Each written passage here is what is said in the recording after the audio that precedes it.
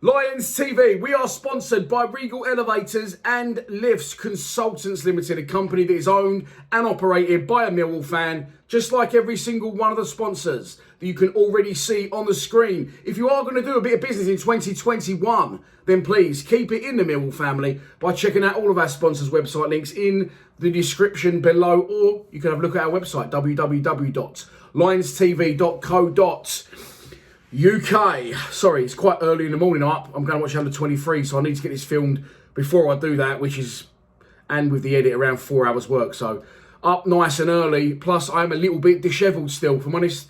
I actually turned the camera on, and before I did the clap to then go into the intro, I actually went, oh, for fuck's sake. And I was going to make notes, and I haven't bothered because I don't know what else I can say. I've tried to explain it factually. I'll try to go from the heart, and it's really getting me down. I mean, again, for those saying he's doing it for the views, not even 15,000 subscribers. I clearly don't do it for the views. I don't earn my money from views. I earn my money from sponsorships. Yeah, so look, if I wanted to do it for views, on Sunday again I would have done another screamy, shouty video and try to get some more views, but I honestly needed a day away from it. I had to step away from it for that because it's genuinely making me ill. It's genuinely making me ill because I really believe that I can see something that 5 weeks ago everyone was saying I was fucking mad. 3 weeks ago, a few people were saying, well, give me a little bit more time. And now I think people are starting to realise what is actually happening here. We are in free fall. I think I did a video about 6 weeks ago saying that. I can just see, and it's not even a football thing anymore, I can just see that it's gone so stale and it's written all over the manager's face that he has no idea. I'm going to say something quickly, it's nothing to do with this at all, really. And it is. It's just popped into my head. We need a little bit more of Danny Mack in the team. As I said, I know Billy Mitchell's going to give you that when he comes back. Just a little bit of kick, bollock and bite, a little bit of Millwallness, a little bit of desire and passion and energy. And we haven't got that. Ben Thompson's got it. And I've been saying this for weeks. Play a Millwall-type team. You've got a lot of these players just strolling around and don't really look interested. Now, is that their fault or is it the manager's fault? Well, they play to the manager's instructions and the manager has to motivate them. Whether he can or not, whether they stop playing him or not, if they do stop playing for him, then he definitely has to go because he then can't turn it around no matter who he gets in. The fact I want to make here, the point I was getting towards and then veered off, sorry. Danny McNamara's come back to the club. It's brilliant. We can see the difference in his levels to the players that have just been around this shit for a few weeks now and it's starting to drain on them. Danny McNamara, brilliant young Millwall player. Great to have him in the side. Who discovered Danny McNamara for the first team? Because this is what I've realised today. Gary Rowett came to the club, gave James Brown instantly a new contract. When he seemed to be on his way out of the club, definitely wasn't in favour under Neil Harris. He's been around the club for quite a while, James Brown. I think he's quite a good defender. And I've seen him catching the 23s for a season or so, and he's a good player, very vocal, a leader out on the pitch. Whether he can make that step up was another fact. Gary Rowett obviously thought so, gave him a new contract, then very quickly started putting Billy Mitchell to fill in at right back when Romeo was injured, and then Callum Davison leaves the club, goes to St Johnstone. I keep mixing them and Kilmarnock up. I think it's St Johnstone. Then he takes Danny Mack, turns him into the player he is, sends him back, and as a result, he's now gone there to James Brown's there, and now he's sent James Brown in the other direction. So once again, the Callum Davison effect could be a really big factor in what's going wrong, in my opinion. That's just something that popped into my head before I went to press record this morning. So just a little thought, throwing it out there. You know, Callum Davison, things have gone wrong since he's left the club. Is it all down to that? Obviously, probably not. I don't know too much, but by what's now happening, it seems like that could be having an effect. The Gary Rowett thing, right, let's get on to the gaffer. I'm going to try and say it a different way today. I'm going to try and say it in a sympathetic manner because screaming and shouting my phone card at my mouth clearly doesn't work. Me giving you stats, which are fucking horrendous, by the way, clearly doesn't work. So I'm going to try and go a different way. And I'm going to say this on the Acton Mill podcast, by the way, shout out to Nick, brilliant podcast. He put a poll up the weekend. Do we sack Gary Rowett now? Do we give him to February? Do we let Gary Rowett rebuild in 2021? Or do we give him till May or something like that? If we give him till February, I'm 90% sure, and I said this a month ago, that we are going to be in the bottom three by then. Our form is relegation form. The last 10 games, I think we're 21st on the form guide. No other manager would survive what he survived, and I can't understand. What I'm saying isn't, it's not ludicrous. It's not completely out of turn or in keeping with our current results. And then the other thing I didn't say on the retweet of Nick's stream when I said we'll be bottom by February, mate. We'll be in the bottom 3. If we leave the rebuild till 2021, that rebuild will be in League One, in my opinion, okay? Again, it's nothing personal against Gary Rowett. I don't know Gary Rowett. It's just gone beyond saving. If you can't see that, it's written all over the gaffer's face in every game. And it's not as if, we're now shipping heavy amounts of goals as well. This is where I know it's completely gone to shit because, as I said, people go, well, he's got Harris's players. He came in, okay, he had those players. He raised the levels. He incorporated a new formation. I've done this a million times. 3 at the back, 2 wing backs, 2 central midfield, 2 wide. And it did appear to be people all over the pitch thinking, our team's going to cope with this. And as I said, teams suss you out, and they work it out and they find a way to stop you. And now they've found a way to stop us. He doesn't know anything else to do. That's why he's chopping and changing a lot. He's playing Bavarsson a lot. On Matt Smith as well, by the way. Matt Smith scores goals. That's a fact. He has to play. And that's as simple as that. Kinzahor's gone back now. I don't know if he'll be returning. Didn't look like he fancied it anyway on Saturday, which is understandable if he's not sure where his future lies. But Gary Rowett, okay, I understand the things I'm saying about Rowett, okay? I don't think it's out of turn. I don't think it's unwarranted. What I am going to say is yes, he's been unlucky, and I said that. I don't think this is all entirely Gary Rowett's fault, okay? He has been arsehole unlucky, and I do realise that, and he's had some very unfortunate things happen while he has been the manager. I'm not saying he's completely to blame, but unfortunately the buck stops with the manager. And you can't odds that. It has to end with... And if he has lost the dressing room and the players aren't playing for him, that's even worse. So I read something this morning, News at Den, it says we put bids in for players, but no one wants to sell their best players. So I'm judging we've gone lower to try and spend a bit of dough. So, we know where we are as a club, okay? I understand that. But we have been surviving for the last 4 years, and all we've got to do this year is find a way to survive. Now, that's why I would have took Malumbi back, because he's got that tenacity, he's got a bit of kick, bollock and bite, he's got a bit of Millwallness in him, and we just need an upturn in fortunes. So Rowett is saying clubs don't want to sell their best players, so I'm guessing we've gone lower to try and, we put in a half-decent bid for a League One player or maybe a Championship player that's not being used. I don't know. But we have got problems, and we need to rectify it sooner rather than later. Now, what Rowett has said, which I did like, is he said, the COVID thing, again, it has fucked not just him, it's fucked all clubs and football in general. He said these bids are in for players, but people don't want to let their best players go. So short term, we might have to look to do it because we've got to affect something. And that is exactly what we've got to do. We've got to affect something. And if he can't do that with the players he's got, we ain't going to get no more than 2-3 players in this transfer window. So he's stuck with the players he's got.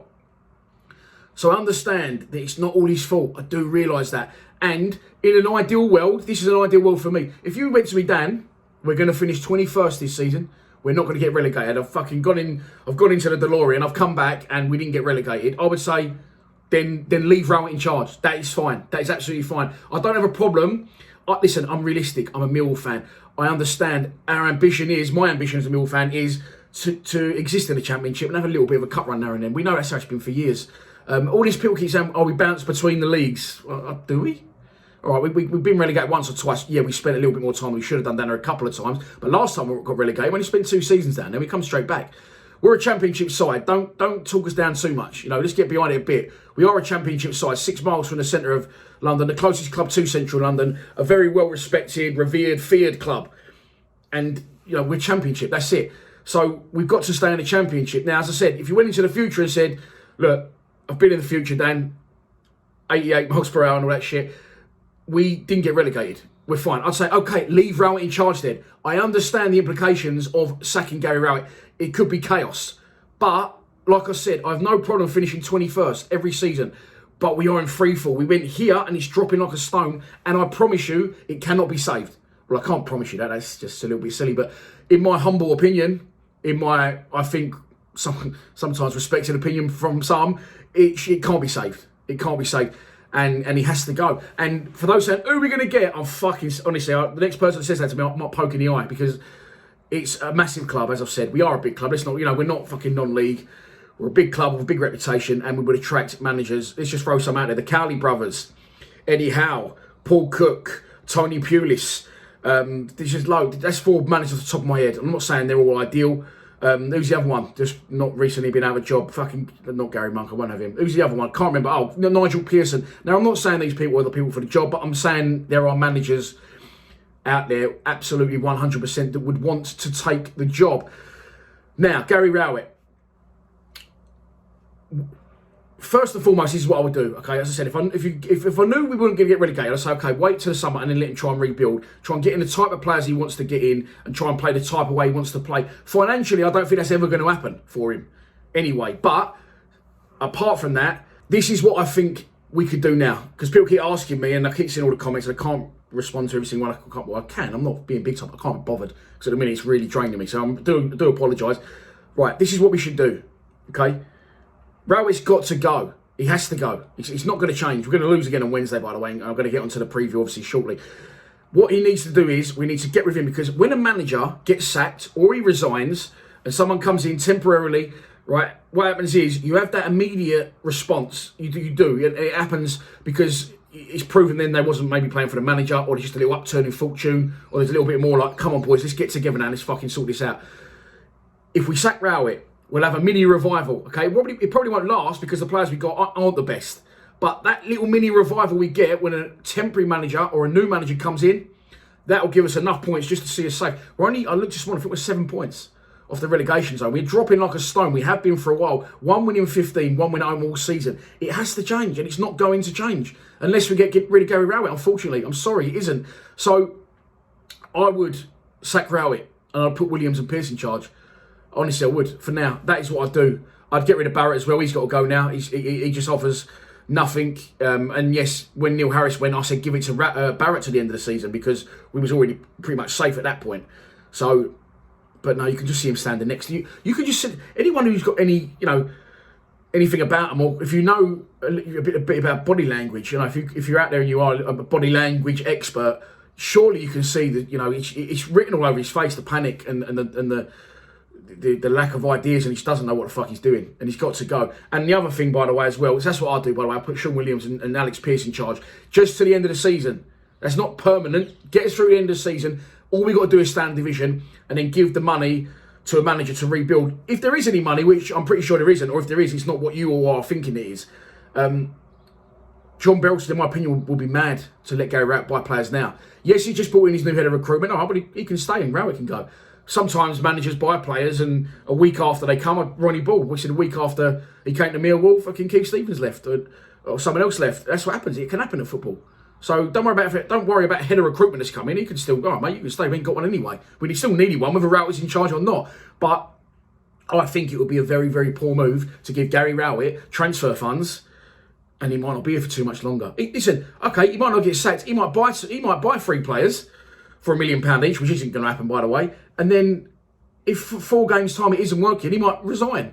And then you are stuck with his players, whether he's been sacked or not, whether he's left of his own accord. So, a very, very, don't throw dough at a sinking ship. Not in my opinion. That is a good way of putting it. Don't throw money at a sinking ship because we're on the way down. Hopefully we don't go down. And if we do what I think we should do, I think that will save it. But he's got to go. The other thing, people going, and maybe I come across that I know. Oh, I'm telling you this and I'm telling you that. I do know probably more than the average person. I do get told things, I do find out things. I only ever probably tell you 10% of what I actually find out because I wouldn't do that, some of the things. But people go, yeah, no, Berylson loves him. Berylson loves him, mate. He ain't going nowhere. Does he? Does Berylson love him? Does he really love him? Because how hard Berylson's worked, the shit show that he took over the club position in, and where Berylson's got it now, to a very nice position now. His hand is strong because you've got Husky breathing down his neck who want to buy the club. So does he love Gary Rowett? How do you know that? Why do people know that? Oh, because he brought him in as manager, because he'd given him a contract, because he's let him bring in a head of recruitment who we didn't even have one. So, no, I think you're miles off because I haven't got a boss, luckily. If you start taking your boss's business down the pan, would he still love you? Or would he go, fuck this, I'm getting out while I can? I don't care how much it will cost to sack him. Because he's too proud to walk. Honestly, I think when he took the job, and this is why I didn't want him in the first place, by the way, I think he thought he was too big for us anyway, and he was only going to use us as a stepping stone. And what I go back to is, if we was flying, do you think he'd show loyalty to us? Mate, he'd be gone. He's got previous. He'd be gone at the first fucking opportunity. So Berylson loving him?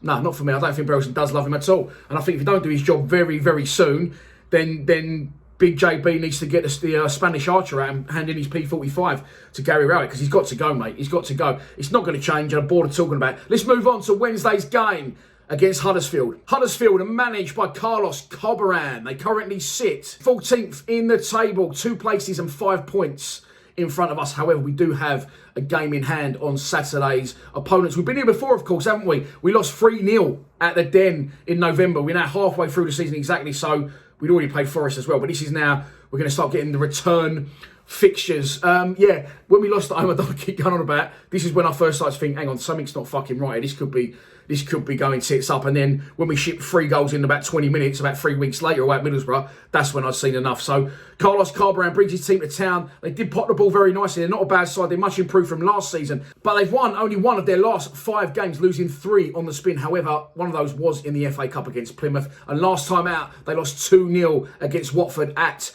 Vicarage Road. So they'll be looking to bounce back on Saturday at the John Smith Stadium. So this is your pre-match prediction, and here we go. Oh, we're going to lose. We're going to lose the game. Well, I'm going to give you a 2-0 prediction to Huddersfield, okay? I said we'd lose the next 3 games. We've got 1 point from 2 games, and I think this has to be the final nail on Gary Rowett's coffin. I hope we win. Like I said, I hope we win. I hope he turns it around. Oh, if he does and I look like a dickhead, I'll hold my hands up. I'm not fussed. I'd rather that, honestly, than get relegated. I can't go back to League One, man. I can't. But anyway, there is a possibility of a way that we could not lose this game.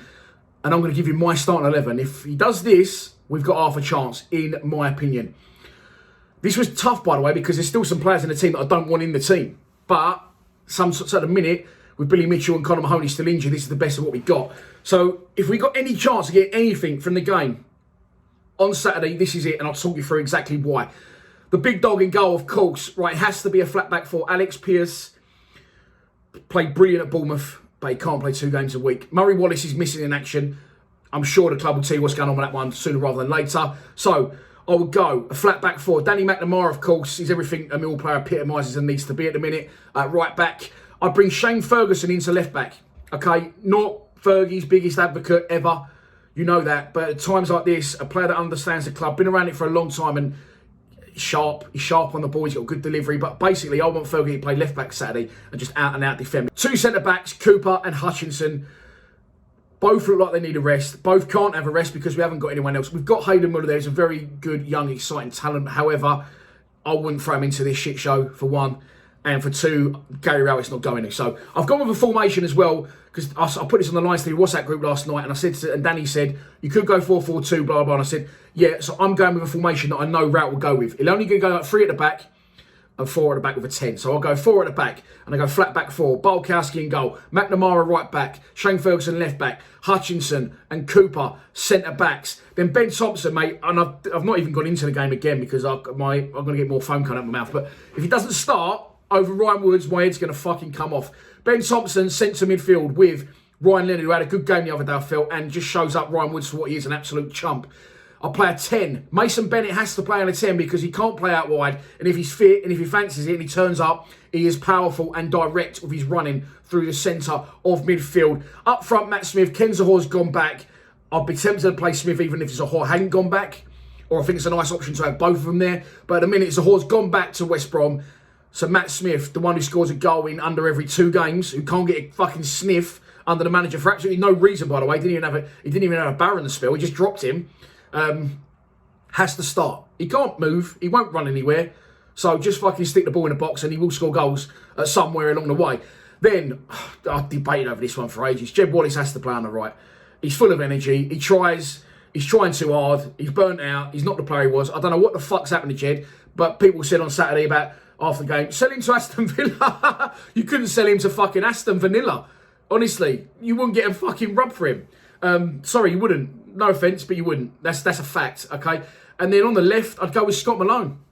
Now, I originally said put Troy Parrott there, but he's so bad. I just don't know. And what are you going to do? Play Bavardson there? I was talking about playing Bradshaw in a 10 and putting Bennett on the left, but Bennett's not effective on the left. Yes, he scored a curler at Bristol City. I'm not saying he's not effective on the left. He's so much more effective in the centre, to give Mason Bennett a bit of praise. And if he can stay fucking fit, he's Gary Rowett's mate, obviously, so he's going to play, along with Woods, unfortunately.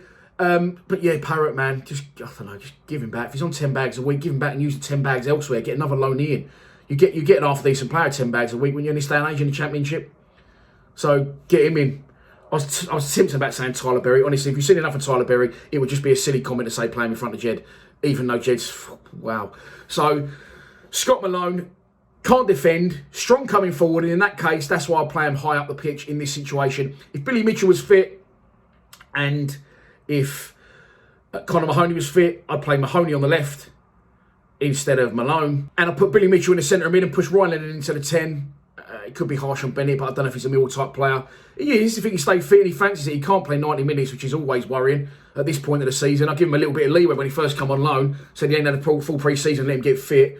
Constantly blowing out his arse, that geezer. But powerful with his running through the middle. So that's the team I'll go with. I'll recap it now. Bolkowski in goal. Flat back four has to be McNamara, Shane Ferguson, Jake Cooper, Sean Hutchinson. Two central midfielders, Ben Thompson and Ryan Walls. No, definitely not. Ryan Leonard. Mason Bennett in a 10. Jed Wallace on the right. Matt Smith up front. And Scott Malone on the left. That's the best we've got to go with on Saturday, in my opinion. If we do that, and the players, again as well, players are a little bit accountable if they fancy it. You've got to ask if the players aren't turning up.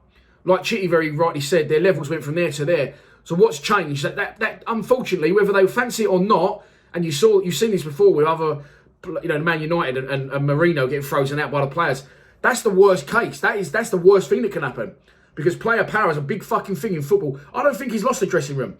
But something is happening where we can't perform and our levels, as Chitty said, drop from there to there in 3 days. It's pathetic. It's pathetic. And it's got to fucking change. And it's painful at the minute doing these videos. And it's painful doing this. No, it wasn't. I do enjoy doing the videos. But I need a change of subject. I need a change of content. Something's got to give. And it's not going to give as long as Gary Rowett is the manager of our football club. I hope he leaves the club. I wish him all the best. I don't dislike him personally. I don't know him personally. And I'm sure he'll get another job in management. But he isn't for Millwall Football Club. I'm sorry. Please subscribe to Lions TV. Come on, you Lions.